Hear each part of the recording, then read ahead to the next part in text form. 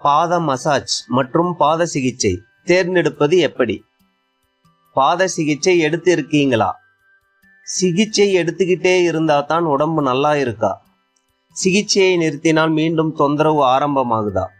மாதக்கணக்கில் சிகிச்சை எடுக்கிறீங்களா? சிகிச்சை எடுத்தும் பலன் இல்லையா? வணக்கம் நண்பர்களே, இன்னைக்கு நாம பாத நரம்பியல் சிகிச்சையில் சமீப காலமாக நடந்து கொண்டிருக்கும் சில நடைமுறை சிக்கல்களை பற்றி விளக்கமாக தெரிஞ்சுக்கலாம் வாங்க.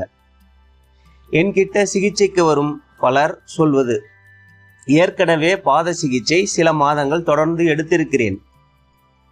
சிகிச்சை எடுக்கும் வரை உடல் நன்றாக உள்ளது.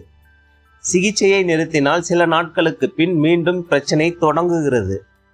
வலி குறையுது, ஆனால் குணமாகவில்லை என்று வருத்தப்படுவாங்க.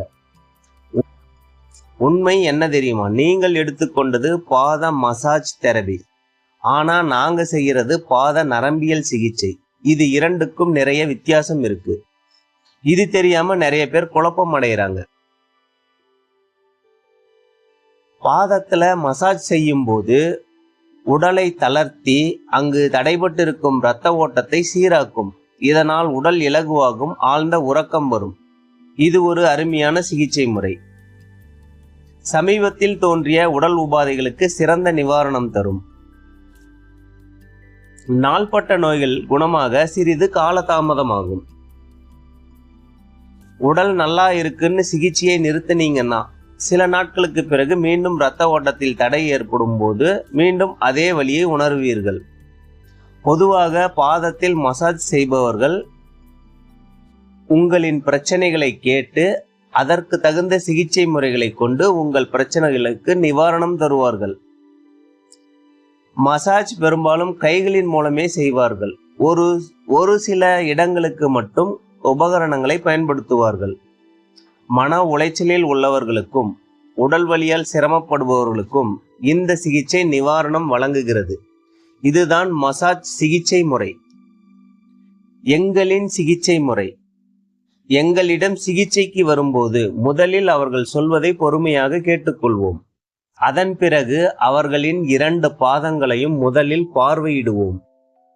கால் பாதங்களை பார்த்த உடனே சில அறிகுறிகள் கண்களுக்கு தென்படும். அதை வைத்து உங்களுக்கு இந்த பிரச்சனை உள்ளதா என கேட்போம். ஆமாம், அப்படித்தான் உள்ளது என்பார்கள். அதன் பின் பாதங்களை பரிசோதனை செய்து கொண்டே உடலில் வந்துள்ள நோய்களை பற்றிய விவரங்களை நாங்களே கூற ஆரம்பிப்போம். அதற்கும் அவர்கள் ஆமாம், அப்படித்தான் உள்ளது என்பார்கள். பரிசோதனைக்கு பின் உள்ளுறுப்புகளில் தற்போது வந்துள்ள பிரச்சனைகளையும் அதற்கான மூல காரணத்தையும் விளக்குவோம். இந்த கலந்துரையாடலில் அவர்களுக்கு நோய் மேல் உள்ள பயத்தை நீக்குவோம். அதன் பிறகு சிகிச்சையை ஆரம்பிப்போம். எங்கள் சிகிச்சையில் பெரும்பாலும் உபகரணங்களை கொண்டே செய்யப்படும்.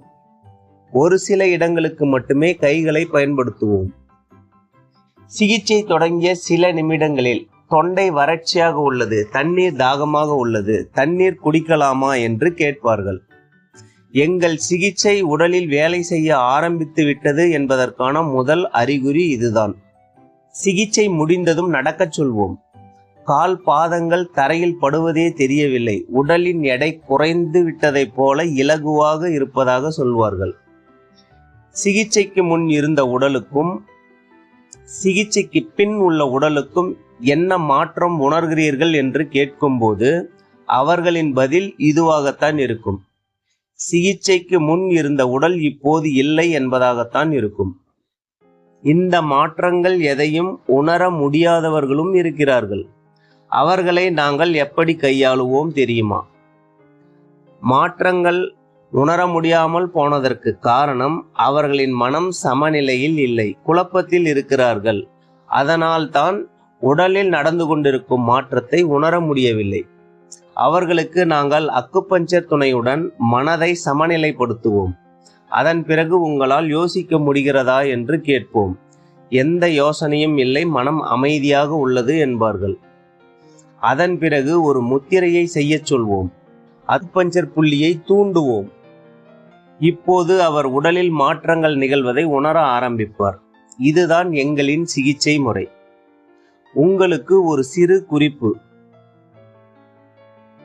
பாத நரம்பியல் சிகிச்சை கண்டறிவது எப்படி?